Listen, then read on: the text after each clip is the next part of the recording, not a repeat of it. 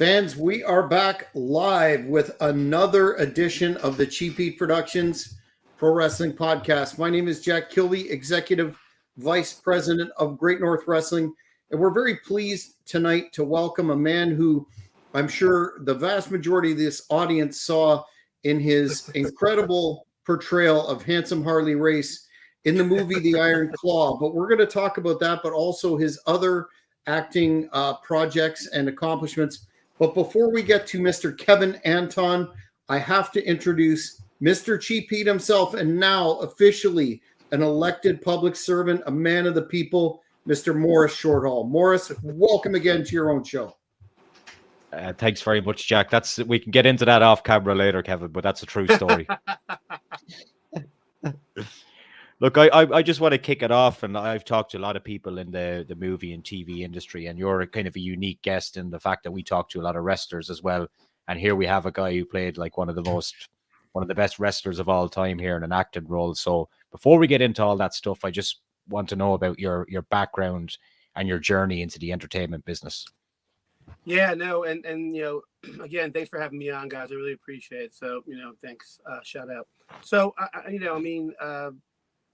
I guess typical, I don't want to call it actor struggle, but, but they always say, there's no such thing as an overnight success or overnight achievements in anything. So, I've been at it for a while, doing stage, New York stage, and then, slowly, getting my chance at, little small bit roles, cop shows, shows like The Sopranos, and then, onto bigger roles and stuff like that. And then, through that, I got to do a show called Dead Ringers with the famous Rachel Weisz, who's just, amazing. And, in that, it's an Amazon series where she plays, it's a remake of the Cronenberg movie, Dead Ringers. So, long story short, Sean Durkin, who did the Iron Claw, was one of the main directors on that. So that's kind of what brought me like to full circle to the Iron Claw and where I'm at right now. Kevin, I wanted to just say right off the bat, without being, overly familiar with your work beforehand, when I went to the theater this past December to see the Iron Claw, when you were initially on the stage, I thought, my God, that's Harley Race. And it really, really, set the tone for the film in terms of the characters and the, with some exceptions that we'll get to, the realistic portrayal of the characters. How did you come to be selected to play Harley? And were you a fan of the business beforehand or knowledgeable of it? So I guess two parts to that question. I wasn't a super huge wrestling fan. I did follow it, back in the late 80s, early 90s, but I wasn't, and fast forward to here, I wasn't really super familiar with it. I really wasn't even familiar with Harley Race. I'm going to be honest with you. And how I got into this project was, Sean Durkin, who had done, like I said, Dead Ringers, I guess he had an idea for me as Harley Race, even when I was doing that, because, he wrote, directed, and was one of the producers on the Iron Claw. This was like, a project really close to him. So I guess by doing Dead Ringers, I don't know. That's got to be it, because I don't really know how else I would have gotten to, in front of Sean, because, I'm sure there's a million other people who could have done it or, would have been up for it. I don't know, but I guess right place, right time. Mm-hmm. What was your preparation process, given the fact that, you're talking about a guy who was, a legit, even in an industry with legends, Harley Race is a legend's legend. So how did you prepare for the role, and especially that period of time when Harley was the traveling champion visiting world class? So, I think I was cast in like late August, early September. Then we shot in like late November. So I didn't have a ton of time to like prepare physically, which is fine because Harley wasn't letting fine. However, mentally, here's the getting into character. Here's a really cool tidbit I don't think anyone would know. So long story short is if you read the original script, Harley and Kevin, Zac Efron's obviously scene is literally half a page long. It's literally that. The final product actually turned into a lot more. And there's many reasons. So Sean had hit me up in like maybe a month or before I was going to arrive in Baton Rouge and shoot, and said, "Hey man, I want you to do a promo with Harley. I didn't add it to the script yet, but this is the YouTube thing. Just look at that. But it's going to be added. Just look at that." So from the moment I got that, I literally, it's the one where he's like, hey, you guys, it's almost word for word for the one that I did in the movie. Close enough. I literally ripped the audio from that. Not only watching it a million times, ripped the audio and just listened to that every morning for like 3 hours. Go for a run, go for a walk. Literally, I would say for a month and a half, stopping it just so I can get the cadence. Because I felt that if I could get just one bit of Harley, just maybe even the voice or the mannerisms, then maybe I can get some of it. So that's how I did it. I literally, and then I bought and watched a million things on YouTube, and I even bought his box set and stuff like that. But I'm gonna be honest, it was really more so just and watching people like Ric Flair talk about him and other people, but it was really more so like just really watching that one video and I mean studying it to the point where I was even in my hotel room in Baton Rouge. So when I went to sleep the night before I shot it, I recorded myself and literally had it on a loop on my on my headset. So when I slept, it was just playing. So when it came down to shoot, it was just, and you got to remember, like in film sets, things just happen so quick. All of a sudden, hey, we're shooting the other promo, and you're like, oh, okay. So when it comes down to shoot, you're just like, well, here it is. And the first take I did, Sean was like, oh my God, that's great. Just one note, just maybe a little and then that was it. And then there, I was just like, I was in it. I didn't know, honestly, at the time, I didn't know it was going to make the movie. I had no idea until I had a hint, but I really didn't know until I saw it in Dallas at the premiere. So that was kind of cool. And then the whole fight scene. I mean, they included the whole fight scene, which was, I mean, we shot 14 hours of that scene. So, Wow. Yeah. Wow. Kevin, did you have any idea? I know you said you weren't a massive fan of the wrestling business and whatever beforehand, but did you have any idea how big that this movie would become? Any inkling at all? Sorry, no. I mean, I saw the press for it. Like there was a lot of press and beforehand, even before we shot. Like I was sitting in my hotel room and they were already saying, "These are the wrestlers playing so and so," and you read stuff about yourself and people are like, "Who's this no name playing Harley?" And you just laugh and you're like, whatever. But I really didn't have any idea. Zach was in it, so you knew it was going to get a lot of attention. Jeremy. And, he had just come off the first season of The Bear. So he had success, but it was building. Like it didn't even it wasn't even the second season yet. And then you have all the other great characters, Holt, Lily. So I kind of thought it was going to be good, but I knew it was going to be good. I just didn't know how big it was going to be until I saw it at the premiere in Dallas. And I was just like, okay. But I will say one thing. I did get to see some of my fight scene because in the July before it came out, they called me to do ADR, voiceover work for my fight scene where I'm saying, let's go for a ride, kid. And Sean was on, and you're in the studio in New York and they have your stuff up. And the first time I saw it, so I'm like, okay, I made the movie. And then Sean zooms in from LA and he's like, "No, you made it. You're my secret weapon." I was like, okay, cool. And then, so I got to see some of the fight scene there. But when I saw it, I was like, okay, this is going to be good. Also because it was shot entirely on film too. So, and plus Sean's a great director, and Mateus is a cinematographer. And it's just, I had a good feeling about it. Yeah. It's up there, like because Jack will attest to this. There's a lot of really poor pro wrestling movies that have come out over the years, but this one kind of in a lot of people's minds stands up there with the wrestlers. So it's something to be proud of, I think. Yeah, I appreciate. I gotta say one thing. When we saw that the premiere in Dallas, and it ended, you just heard people crying. They were shaking. So I mean, yeah, I talked to Sean about that a million times, and he was just like, whatever happens with this movie, with the awards or anything, it just touched so many people. It moved you. I mean, it moved me. So.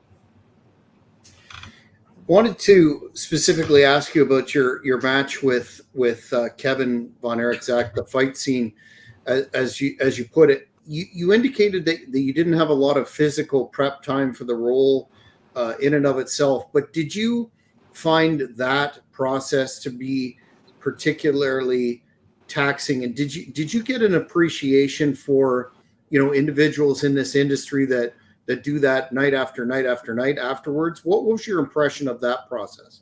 Yeah, so I did, but this is the I'm going to give it to you right here. So I kind of had to do not a wrestling tryout, but they like a wrestling. How do you call it? They wanted to assess, could I do the moves? Because I had a double too. Who could have done the moves too? So about a week beforehand, we're in Baton Rouge, and we go to this like little kickboxing studio, which you would never find. It's like if you were in the CIA, and you would never know where it was. Then you walk in there, and there's Chavo, and Chavo's the man, and he then Zach comes in, and a couple of my doubles there, his doubles there. So we went. Chavo kind of went before Zach came. Chavo went through because he really knew Harley Race, so that helped me out a lot. But he basically choreographed the scene with me and Kevin, Zach, in a much smaller arena, like a kickboxing arena. It wasn't the one where we did in the film. And he goes, "You're good. We're good to go." So that part, because I wrestled in high school and stuff like that, so that part was good. And that was fun. And Chavo was so hands-on when we were shooting. Do it like this. Really sell the kick, all that stuff. It was taxing, and it does take a lot out of you, especially for the long day. But I don't think people understand. Like, you're really hitting the mat. Like, there are times where, like, Zach was, I don't know if it made the movie, was going back and forth. Like, we were really hitting. So it's not like people call it fake and stuff. I mean, we're physically, it's physical. So I'll say that. I have a much more appreciation with that. Yeah, Zach was flying around. I mean, I can attest to that. There was nothing fake about that. 100%, I'll tell you one thing, after every take, we were both like, there was, because it was like, think about it. I don't know if you saw it, but like Sean was saying, we shot the entire scene through over and over and over again. So we would shoot it, and we would both go back, and we would talk, and he'd be drinking his water, I was drinking my water, and we were spent for that time. And then they call us back. So yeah, I totally got an appreciation for what these guys do day in and day out. 100%. You know what I mean? 100%. In terms of personally for you then after this movie, do you find that because of the exposure, because of the good reception of the movie, that has it opened a lot of more doors for you into different areas? Well, I hope so. I definitely got a lot more people looking at me. But I will say, the state of the industry at this moment, because of both strikes, now the hopefully not strike with the grips and the laborers, the industry slowed down a little bit. That's going to change, obviously. It's like Wall Street. It's going to pick up and and go back up. So I do think it will definitely open up some doors. You would hope, but you never know. That's just what you hope for, right? And you just want to do good work. Yeah. I had an opportunity to interview Harley Race's son, Justin, who had which is quite a feather in your cap if the man's son was, so complimentary of your role. Did you get any information from him that would help you, not the physicality aspect, which was definitely on point, but that just that general tough guy, old school tough guy presence that Harley Race was. Did he help you with that in any way? No, not beforehand, because he was trying to get in touch with me and he didn't know how. But afterwards, like, we've been in touch weekly since. Like, we're always messaging back and forth, and he's great. So not beforehand. With the toughness and stuff like that, it probably would have helped. But here's who really helped with that: Chavo. Chavo would tell me stories about, because Chavo was wrestling elite, you know. So Chavo was telling me stories about how, you know, Harley had to drive. He was the one who drove from place to place. And he had a guy, according to Chavo, and I heard this many times, who sat in the front seat, and his job was to open beers for Harley. So Harley drove, and this guy's job, whoever it was, cracked the Millers or whatever it was. I always asked Justin, what beer did he like? And he said, whatever beer was yellow.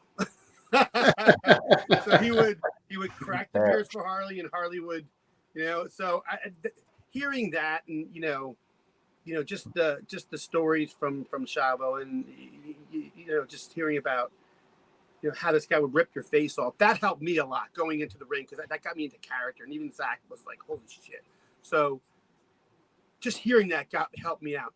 If I didn't hear it that much, would it have hurt me? I don't know. But put it this way, it definitely helped me and put me in character. So I appreciate everyone who gave me a story. But Justin, we weren't in contact before that. Was that gratifying to you that afterwards he had you know, such complimentary things to say about your role? Like, he told me you nailed it. Who's that? Justin? Justin. Yeah, no, him and I have been in touch. You know, he's been like weekly. And he's great. You know, it's I gotta tell a story. It's really cool to hear it from someone, you know, like a son who's really, you know, family. Because you do hear some people, like, you know, critic on my end, very rarely, but you hear some, like, for example, where is Harley's tattoos and blah, blah, blah. You know, I mean, well, I got a story about that too. We have the tattoos. I had the tattoos for probably half the shoot. It was just, they were leaking so much that they were getting all over, because Zach was wearing, I think, the white trunks. They were leaking too much. So anyone who wants to combat that, they were there, and I had pictures, and it took a while to put on. Like, we had I think it was the peacock. It looked cool. So, I mean, back to what you were saying. I mean, Justin, yeah, it means the world to hear it from, you know, someone who's the son of a person you played. Because it could have went the adverse way, right? Like, if it was a negative, you know. So, but to that extent, I will say you can only do what you can do. And I've learned that you just have to put in the work and, you know, hope for the best, and, you know, just completely immerse yourself in the role. And you know, that's all I know. That's all I know. So you were mentioned there that your stunt double was there for some of the fight scenes, etc. Yeah. Did you do all your own work? Was there a need to use your stunt double at all at any point in the movie? So we did our own work. It's funny you say that, because everything you see in that movie basically us, except for the suplex. So, like, I think when we were doing that, I think Zach was like, yeah, we're not doing that. Because, I mean, if you watch it in the movie, it's vicious. It's vicious. You know, we did it up to a point, but I mean, you know, we let the pros do that one, you know.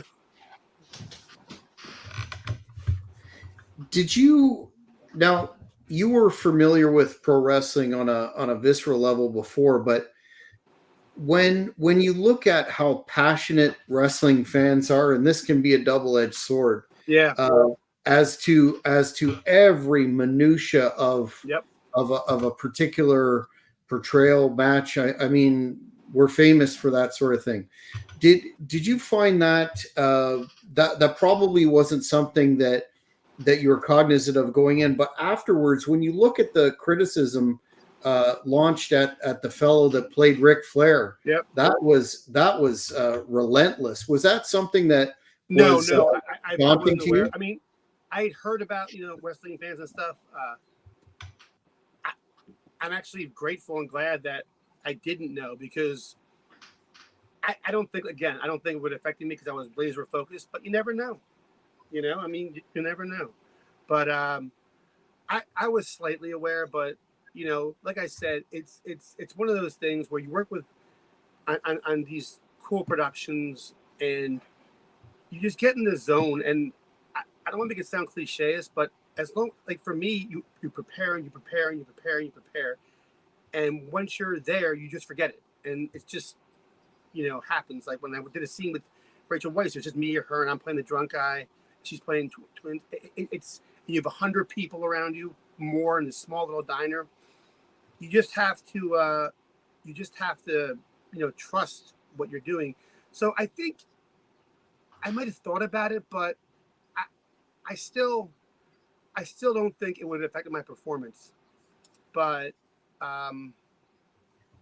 it might have made things. It might have drove me a little more crazy, put it that way, before it came out. So I'll put it to you like that. You know what I mean? Like not knowing and not even knowing like how much of your footage made the film. Like I didn't even realize like my and Zach's scenes was going to basically end Act 1 in the movie. Because in the very next scene, you see, I think Kerry comes home from college, he comes home from the Olympics because they're the Olympics. So I think not knowing helped me out. Mm-hmm. Did you have an appreciation? Sorry, Morris, go ahead. Oh, go ahead, Jack.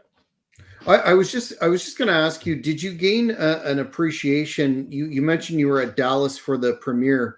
Did you gain an appreciation for the phenomenon that was, and in some ways still is, the Von Erichs from your participation in the film? Without question. I mean,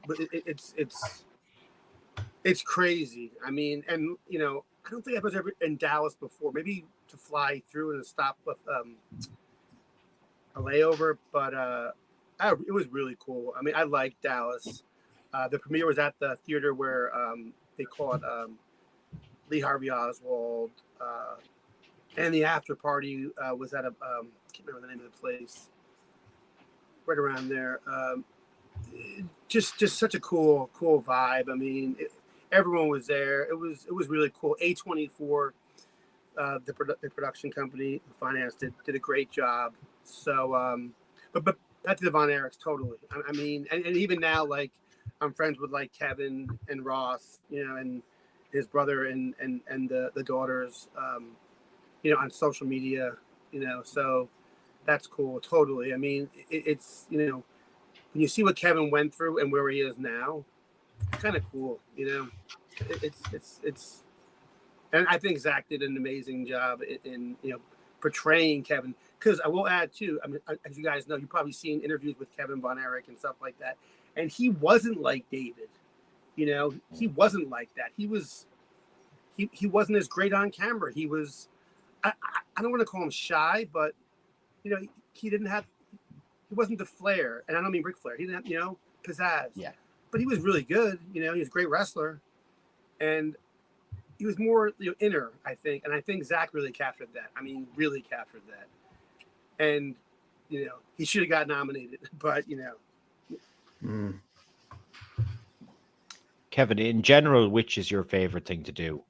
Shoot a movie or shoot a TV series? I don't know. I mean, I like them both. They're both kind of run the same way. Like, from an actor standpoint, I think it's like, you get cast, you meet the director, you get your call sheet, you go on set and you do your job. But I do think I like the movie part better because you have the premieres and stuff like that. And if it's an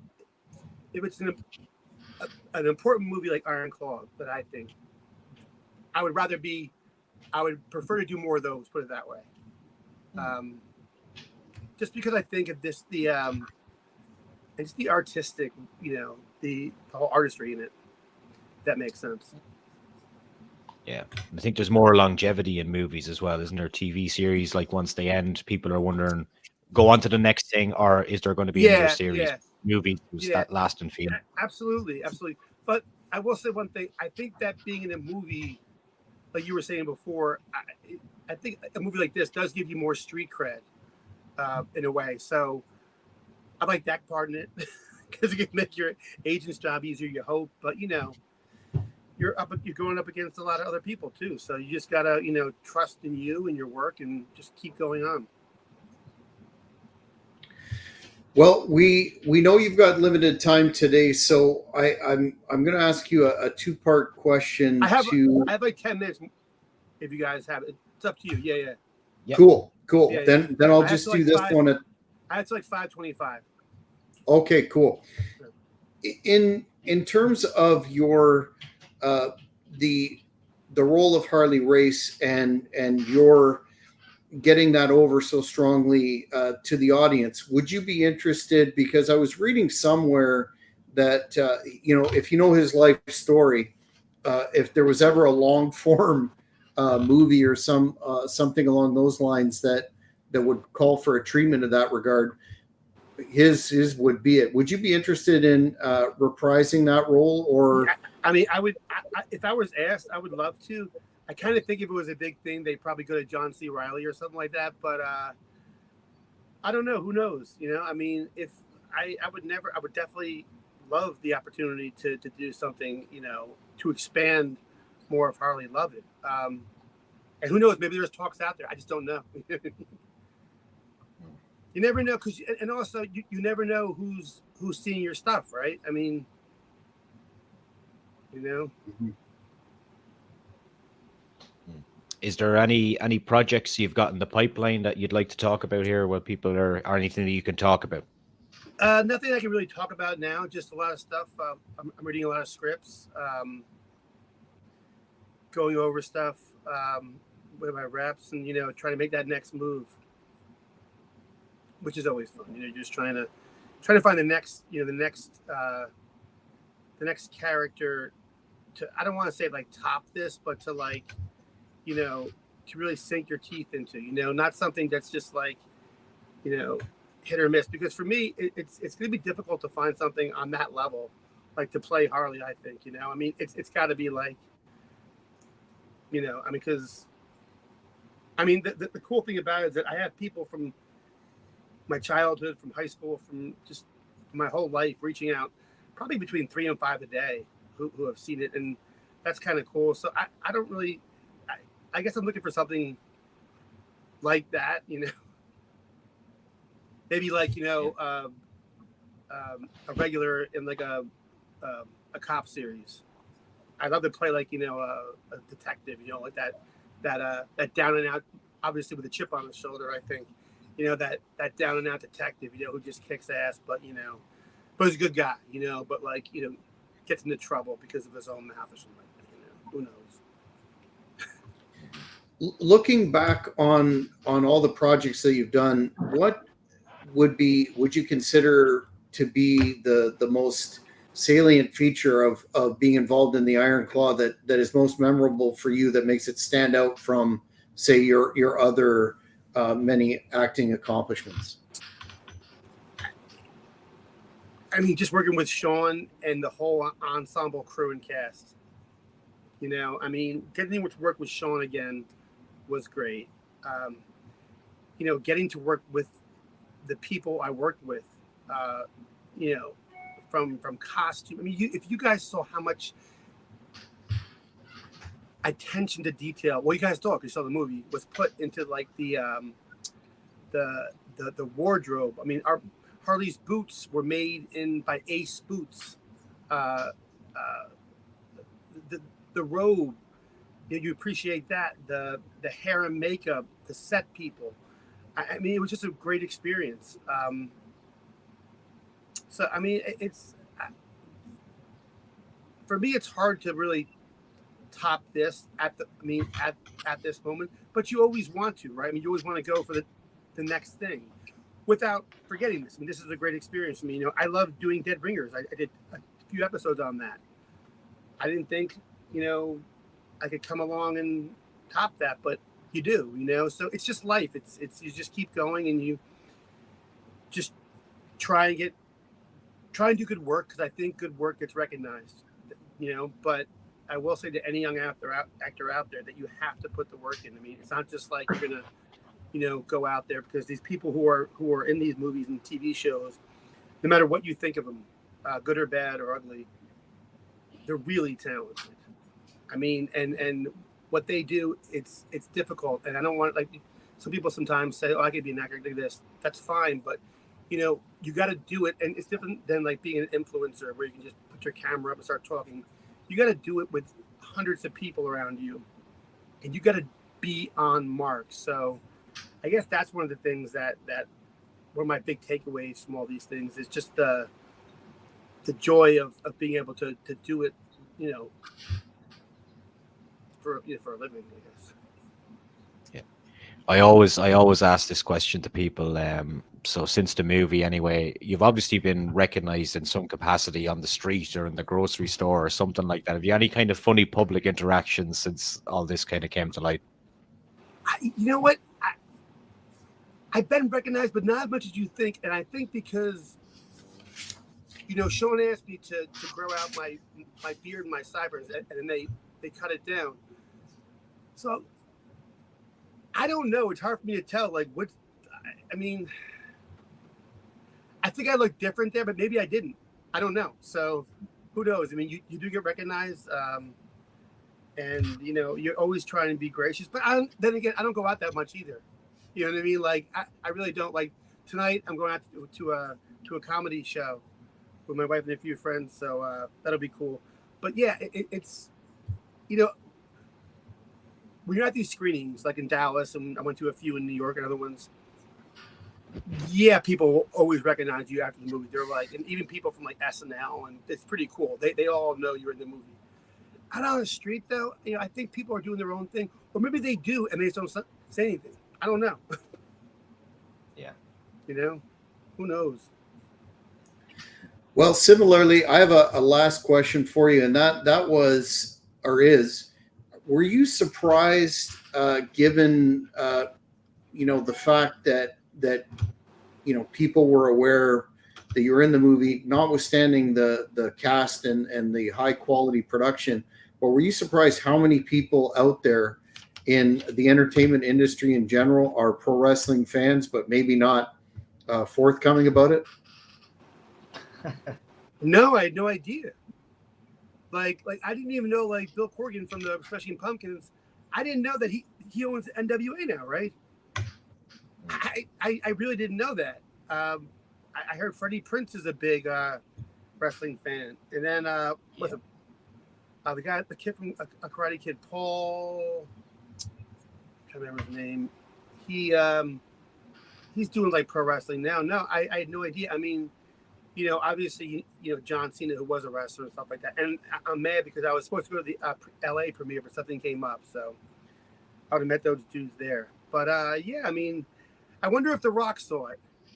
He probably saw it, right? Probably saw it. Probably saw it. Mm-hmm. Yeah. Yeah. That's He's what a I'm saying, wrestling historian.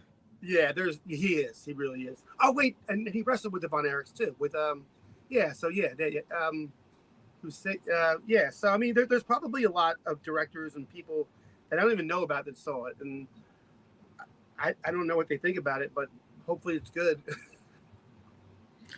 Well, the conventional wisdom, and I think this is less so now, is that we're a lot of closet wrestling fans, but with WWE being a multi-billion-dollar corporation merged with UFC under that new TKO regime, it's very mainstream. That's cool. Well, Kevin, where can the folks keep up with you on social media and all your upcoming projects? So yeah, thanks for that. So social media, it's all the same handle, at Kevin Anton, one word, and then I guess just IMDb. My stuff should be up on IMDb. But yeah, mainly on social. I'm on Instagram a lot. I post a lot of stories and updates and stuff like that, especially ones of Harley. I posted a lot of cool behind the scenes shots of Harley. that one of the set photographers, Devin, was taking, which was awesome. And he has so many cool black and whites too, of like Zach and Jeremy, me and Harris. It just looks really cool. Chavo. Chavo was the Sheik too. Well, want to thank you for your time. It was a fascinating discussion, and once again, having seen the movie in the theater, definitely one of the highlights of a great film. And we'll make sure to keep on top of what you have coming in the future, and hopefully there's a Harley Raceful biopic in your future. Yeah, do this. The Iron Claw. Perfect. Thanks, guys. Well, fans, that's it for this Thanks, edition of the Pete Productions Pro Wrestling Podcast. If you haven't already, please subscribe and hit that notification button, and you'll keep on top of all this type of great content. Take care, everybody. Thank you very much for watching this video. Please subscribe to the channel if at all possible. It would really help me out.